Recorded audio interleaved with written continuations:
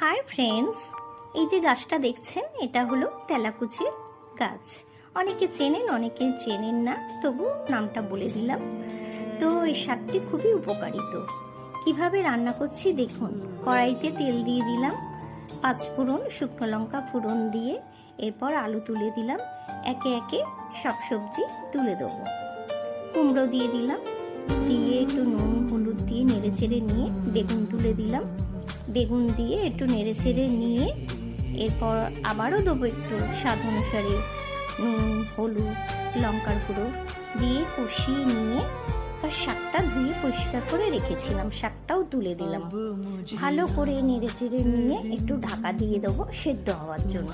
এবার ছোট্ট ছোট্ট বড়ি ভেজে এর মধ্যে দিয়ে দিলাম। সামান্য একটু স্বাদ অনুসারে চিনি দেবো টেস্টির জন্য। এটা আপনারা দিতেও পারেন নাও পারেন।